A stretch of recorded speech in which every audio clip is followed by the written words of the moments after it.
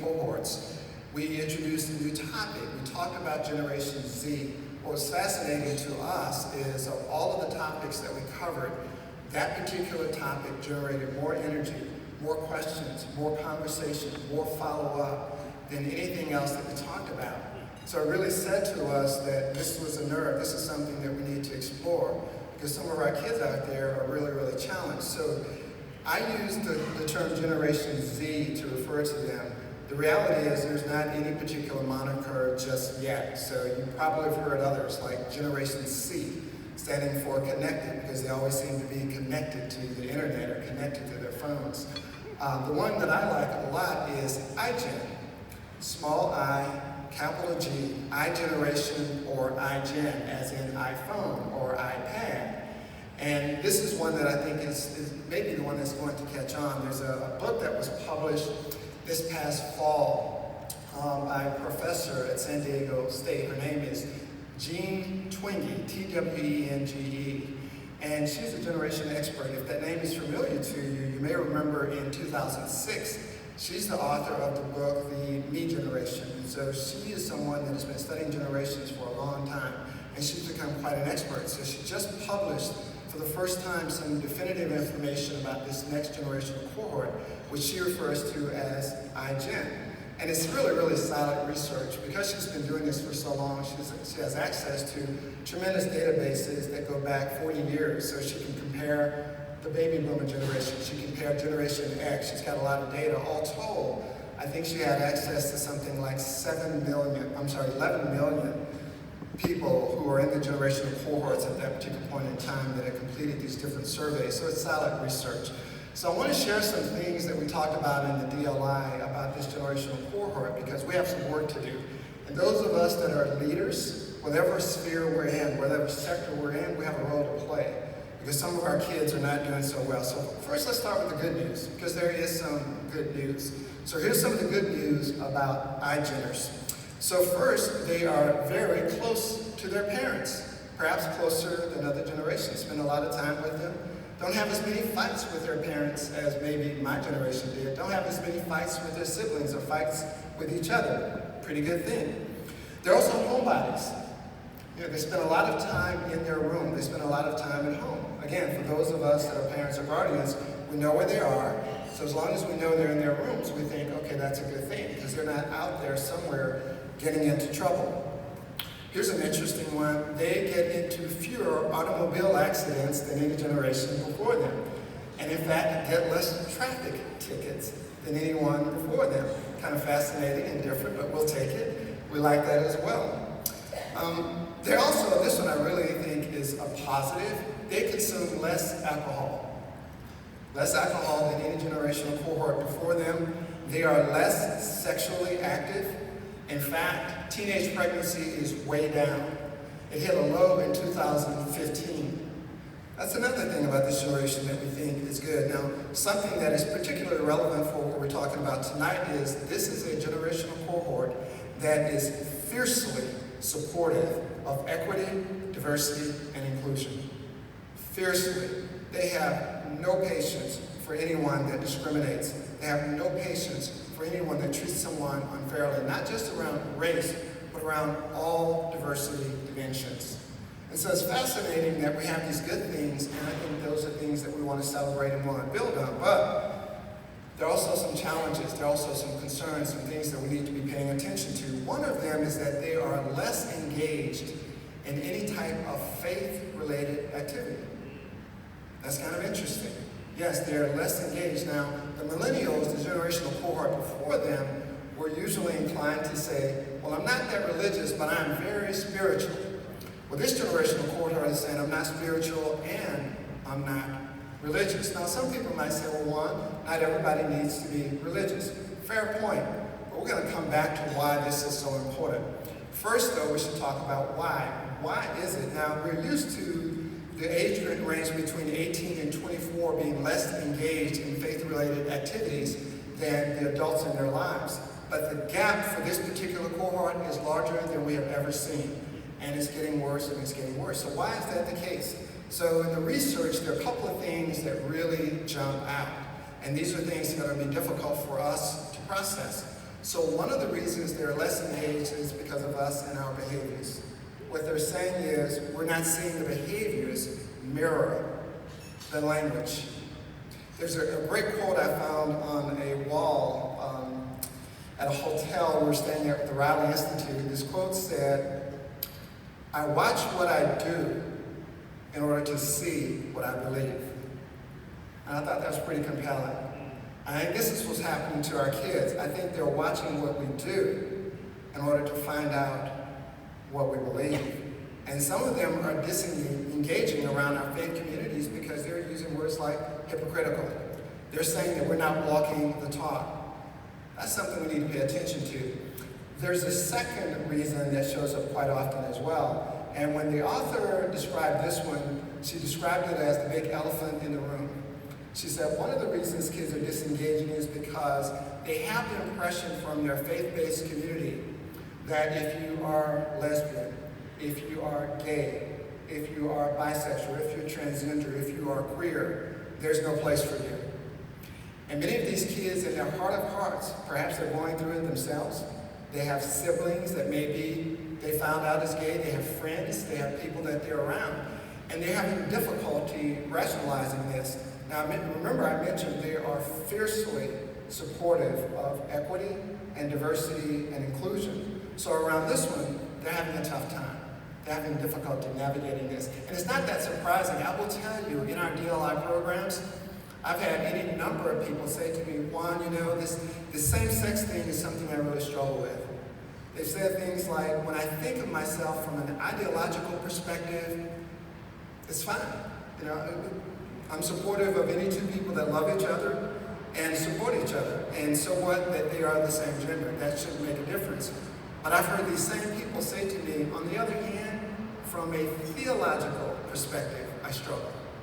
There are things that I've come to believe or things that I've been taught all of my life, and I grapple with these things myself. And so if we've got kids that are where they are, and we have adults that are grappling and can't have those conversations, that's one of the reasons they also are disengaging. Now here I'm going to just take a side moment to reinforce something Gabrielle said, and that is there's a great book that's been written by our Diversity Award winner for the Calder Irwin Award tonight, Jim Gant. And I've read this book. It's a very small book. It's an easy read. It's a compelling read. It is This I Know, a simple biblical defense for LGBTQ Christians. And Jim Gant is a self-described Bible geek.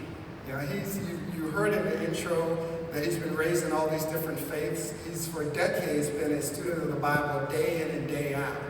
And so he decided to write this in order to help people have a conversation. If you're a person of faith and you're like the people that I described, where on the one hand, ideologically, you find yourself in one place, but theologically, you find yourself in a different place, or perhaps your kids are needing to have this kind of a conversation, I highly recommend Jim's book. He did a fabulous job, and it's not only informative, but it's also humorous, and he takes into consideration context. Not only theological context, but historical context. And it's very well written, so I highly recommend that. So that's one area of concern.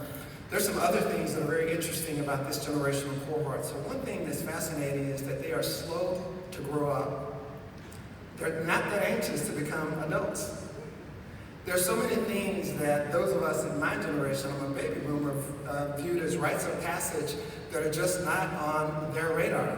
For example, getting a driver's license. You know, I can remember when I was a kid, we were just screaming and fighting and couldn't wait to get that driver's license. Well, in this generational cohort, that's not so important. If you examine the number of 18-year-olds today that have driver's license, it's the lowest percentage in history. Not that anxious. They're not that anxious to get a job. I know there's some parents that have some issues with that. They're not that anxious to take on those additional responsibilities, so they're putting that off. But those are rites of passages as well. I couldn't wait to have my own money. Many of us in my generation remember the first thing that we bought with our own money. But that's not on their radar. It's not that important to them. Dating. They date less. Remember I talked about teenage pregnancy being way down?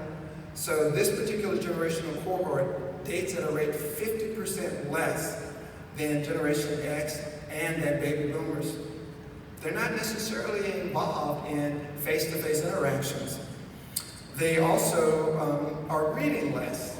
And this is interesting. We have faculty members in colleges that are saying kids are not reading their assignments. They just won't do it. And even if we give them something to read, we have to figure out a way to make it interactive. We have to figure out how to make it more engaging for them. Here's another area that's interesting. They are sleeping much less. And that's an issue because that affects our health. These kids are sleeping much less. They're spending a lot less time in-person social interaction. So if they're not doing all those other things, what are they doing with their time? So here's a trend we really need to talk about. We need to talk about what's called new media.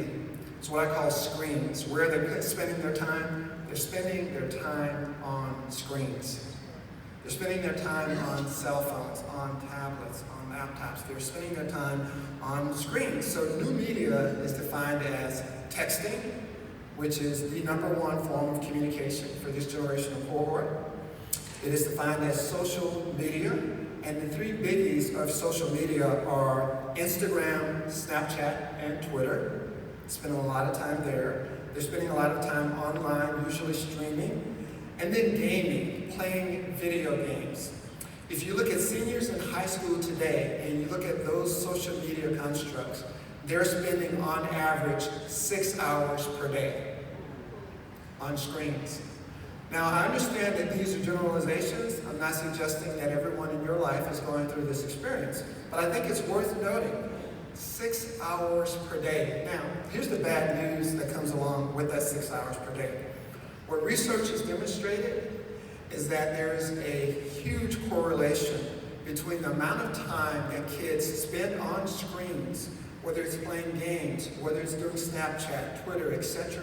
There's a huge correlation between that and the degree to which these teenagers experience a sense of isolation, a sense of loneliness, and a sense of depression. The more time they spend on their screens, the more depressed they are. And we're at the point now where researchers are telling us we're on the verge of a mental health crisis. The depression among this particular cohort is really off the charts. We have seen a 46% increase in the number of suicides committed by teenagers in 2015 versus 2007. 2007 is the year the iPhone came out. A 46% increase. That's a scary number. That's something we really need to be aware of. We really need to be paying attention to. So what are we going to do about this? What are the answers? Where should we go? So remember I said I was going to come back to that first thing that I talked about with regard to their connection to faith-based activities. So what are the things that are actually working? What are the things that have a positive correlation? What are the things that if the kids are doing this, they're not so inclined to be depressed or isolated or lonely? So one of them is being engaged in a faith community. Now, being engaged in a faith community doesn't necessarily mean a particular church, doesn't necessarily mean a particular denomination, but there's structure and there's focus. There's focus on morality, there's focus on ethics. And they are engaged in face-to-face interaction with others as they're exploring this. What we found is that the higher degree of kids that are involved in faith-related activities, the lower the incidence of depression. Interesting. Another takeaway in terms of what's working, the more a kid is involved in sports and exercise and outdoor activities, again, the lower the incidence of isolation, loneliness, and depression.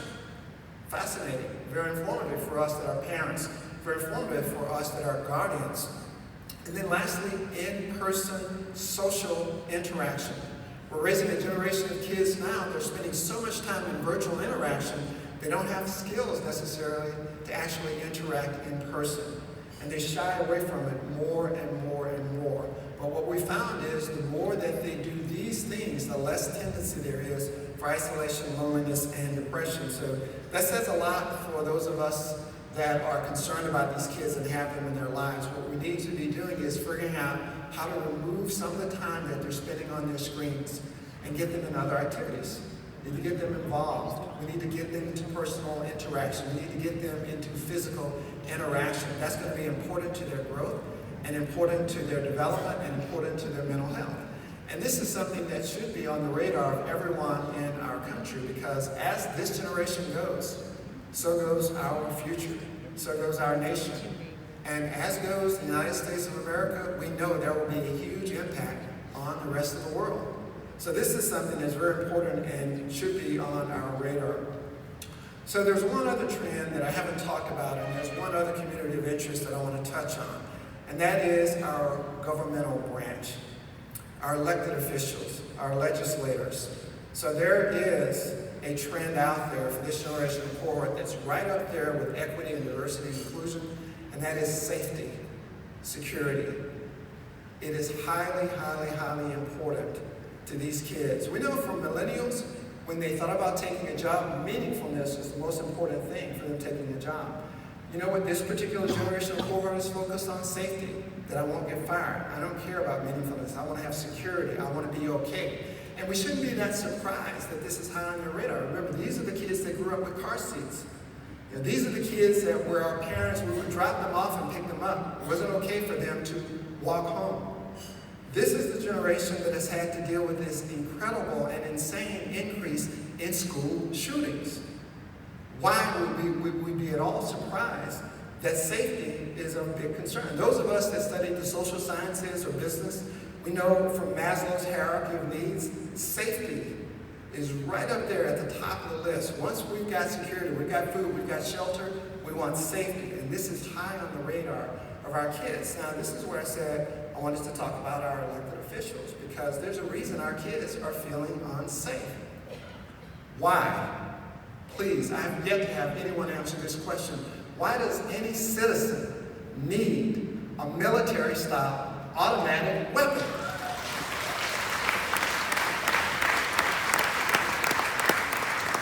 And if you're an elected official, you should know kids are paying attention. You know, I looked up last night's school shootings. In 2018 alone, there have been 42 school shootings, and 10 of which someone has lost their life.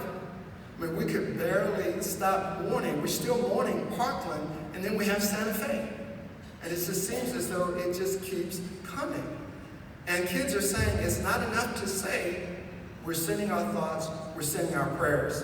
Kids are saying we are looking for action. So our elected officials really need to be concerned, because this generational cohort is looking for you to keep them safe. And there's work that we have to do there.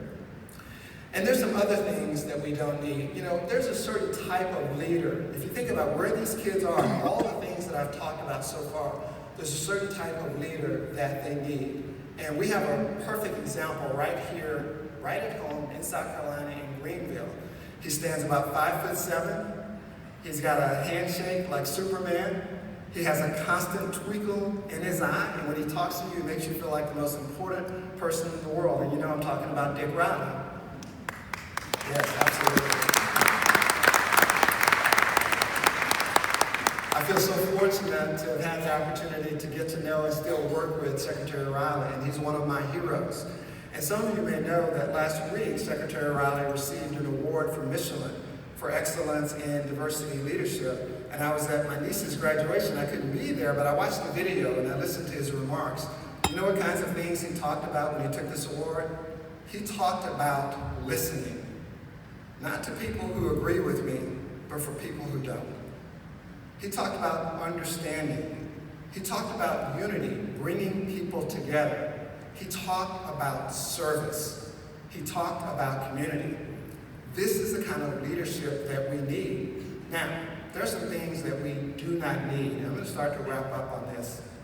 There's some things we do not need. I usually like to wrap up on something that's a very